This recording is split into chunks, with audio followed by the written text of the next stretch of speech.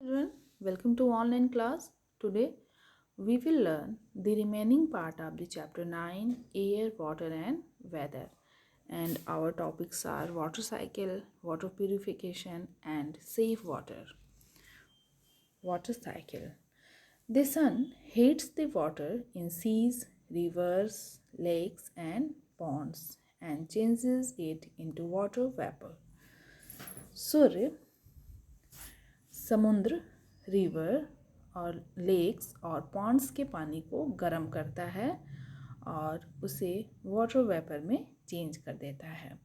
This water vapour rises up in the atmosphere where it condenses and changes into tiny droplets of water.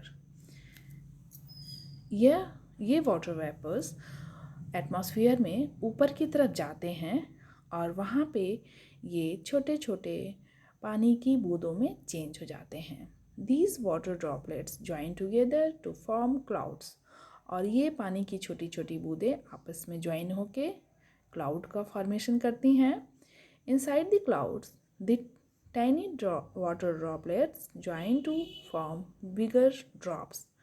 और cloud के अंदर ये छोटी छोटी पानी की बूंदें आपस में ज्वाइन होके बड़े ड्रॉप्स में चेंज हो जाती हैं.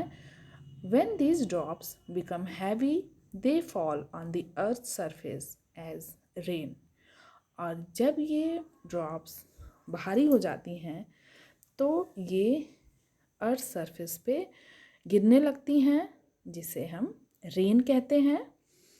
This process forms a continuous cycle in nature known as the water cycle, as you can see in diagram in your book. Okay, now water purification. Water may contains substances like sand, dirt and germs which make the water unfit for use. पानी में sand, dirt, germs हो सकते हैं जो कि हमारे लिए unfit हैं. Drinking impure water causes diseases. और इम्प्योर वाटर पीने से हमें बीमारियां हो सकती हैं. So water should B purified before using it for drinking and cooking. इसलिए पानी का प्योरीफाई होना ज़रूरी है पीने और खाना बनाने से पहले. Let us learn about some methods by which we can purify water. चलिए हम लोग कुछ मेथड्स के बारे में जानते हैं जिससे हम लोग पानी को प्योरीफाई कर सकते हैं. First is boiling. One of the easiest methods of purify water is to boil it for 10 minutes. एक सबसे आसान मेथड है पानी को प्योरीफाई करने का कि उसे 10 मिनट के लिए बॉयल किया जाए. Boiling kills most of the germs present in the water. पानी को बॉयल करने से उसमें पानी के ज़्यादातर जर्म्स जो होते हैं वो मर जाते हैं. Boiled water should be cooled and then stored in a clean and covered container. Boiled water को ठंडा करना चाहिए और उसे एक साफ़ सुथरे कंटेनर में स्टोर करके ढक देना चाहिए. फिर उसको यूज़ में लाना चाहिए. Second is sedimentation and decantation. In this method water is allowed to stand undisturbed in a container for some time. इस मेथड में पानी को एक साफ़ सुथरे कंटेनर में रख के और उसे कुछ समय के लिए उसे बिना हिलाए बिना उसे डिस्टर्ब किए कुछ समय के लिए एक जगह रख देना चाहिए. Insoluble impurities like sand settle at the bottom of the container. और ऐसा करने से जो पानी के इनसॉल्युबल इम्प्योरिटीज़ होते हैं, इनसॉल्युबल इम्प्योरिटीज़ किसे कहते हैं? जो पानी में घुलते नहीं हैं जैसे सैंड, वे क्या होते हैं पानी में नीचे की तरफ कंटेनर में बैठ जाते हैं. The process in which the insoluble impure substances settle down is called sedimentation. और इस प्रोसेस को जिसमें insoluble impure substances नीचे की तरफ बैठ जाते हैं उसे हम sedimentation कहते हैं. Then the water is slowly poured out into another container without disturbing the settled impurities.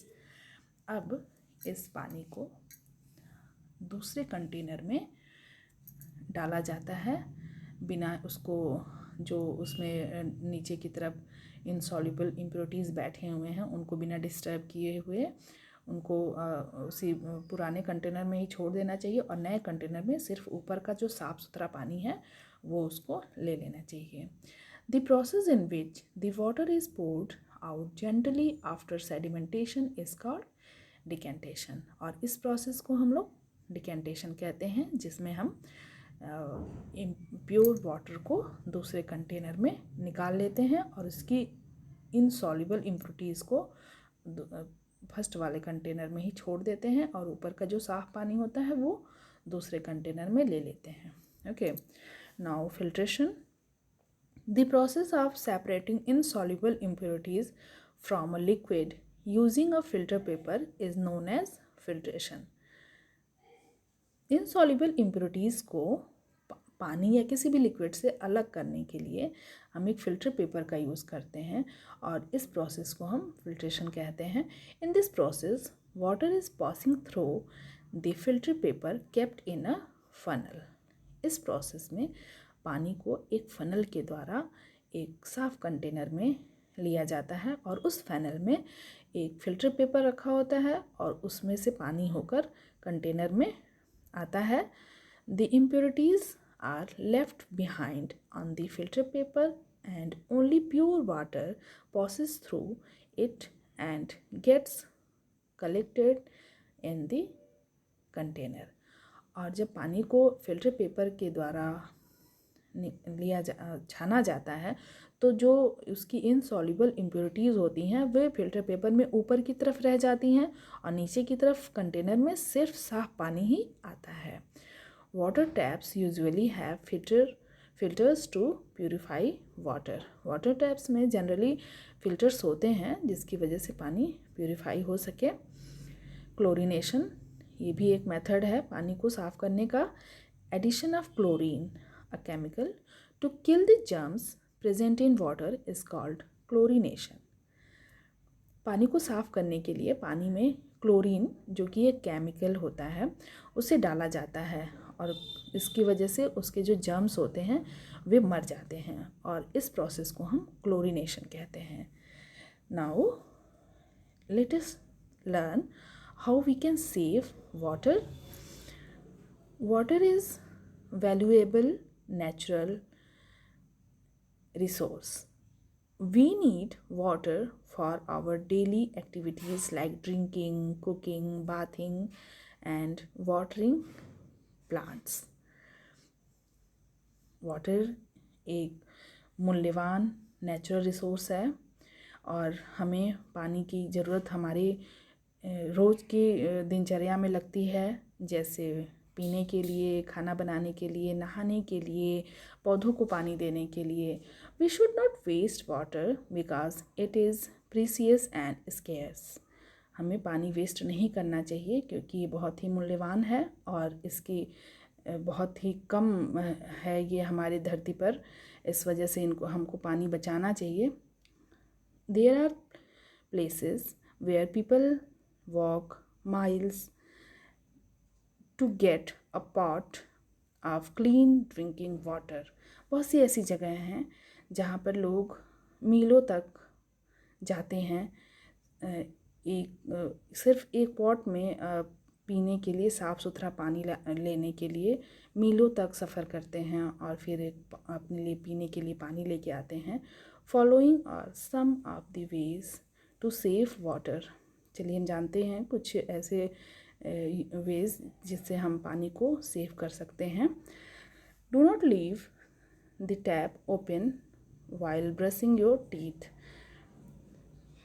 Brush करते समय, अपने दांतों को ब्रश करते समय पानी के टैप को खुला नहीं छोड़ना चाहिए. Turn off the tap properly so that no water drips. और टैप को जब बंद करते हैं तो उसको कायदे से बंद करते हैं ताकि उसमें से जो बूंद बूंद करके पानी गिरता है वो ना गिरे. Dripping leads to the wastage of water. और जो बूंद बूंद करके पानी गिरता है उसकी वजह से बहुत सा पानी वेस्ट हो जाता है। Use a watering can to water the plants. Plants को पानी देने के लिए, पौधों को पानी डालने के लिए वाटरिंग कैन का यूज़ करना चाहिए। Wash your car using water in a bucket instead of using a होस पाइप।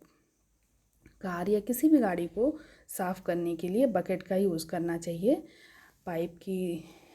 पाइप जो हम लोग पानी के पाइप से टैप में लगा देते हैं पाइप को, और उससे कार या अपनी व्हीकल्स को धुलते हैं, तो उससे बहुत ढेर सारा पानी वेस्ट हो जाता है। इस वजह से कोई भी व्हीकल को साफ़ करने के लिए बकेट का यूज़ करना चाहिए, ताकि हम पानी को बचा सकें। Okay children, today we have completed this chapter. Thank you.